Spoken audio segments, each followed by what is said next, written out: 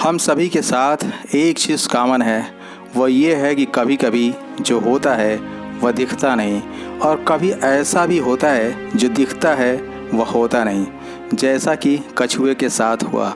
कहानी शुरू होती है उस कछुए से जो समुद्र में रहता है। वहाँ उसे न तो किसी चीज़ की चिंता होती है और न ही कोई डर होता है। जाड़े का मौसम, कछुए का खिली खिली धूप देखकर मन ललचाने लगता है।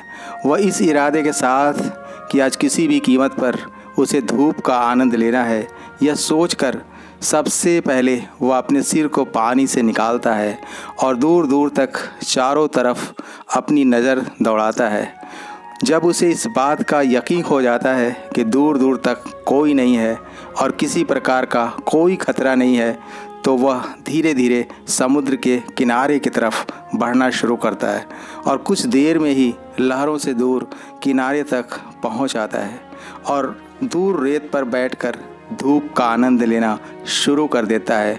और जब उसकी नज़र रेत पर बने अपने पैरों के खूबसूरत निशान पे पड़ती है, तो इसे देखकर वह बहुत खुश होता है। ऐसा लगता है कि जैसे किसी पढ़े लिखे आर्किटेक्ट ने यंत्र द्वारा उस निशान को बनाया है।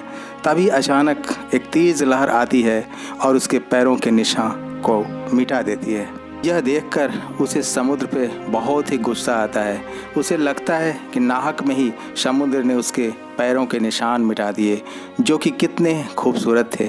कछुए ने समुद्र से कहा कि तुम्हें मैं सबसे अच्छा दोस्त समझता हूँ, लेकिन आज यह बात समझ में आ गई कि मैंने एक गलत शख्स को अपना दोस्त बनाया, जो मेरी खुशी से चलता है।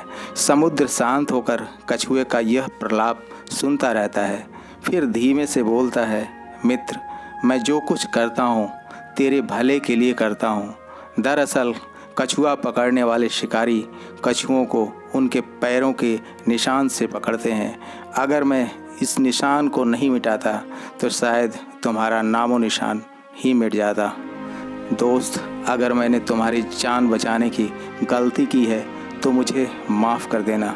ये बातें सुनकर कछुए की आंखें भर आती हैं और उसे अपनी गलती का एहसास होता है कि ना जाने गुस्से में आकर उस मित्र को भला बुरा कह दिया जो मेरा असली शुभचिंतक है। दोस्त, मुझे माफ़ कर देना, शायद मैं तुम्हारी भावना को नहीं समझ पाया। इस तरह कछुए और समुद्र की दोस्ती और गहरी हो जाती है। दोस्तों, हमें भी किसी भी घटना को अपने नज़रिए से देखने के साथ साथ सामने वाले के नज़रिए को भी समझने की कोशिश करनी चाहिए, जिससे हम अपने संबंधों को और अधिक गहराई प्रदान कर सकते हैं।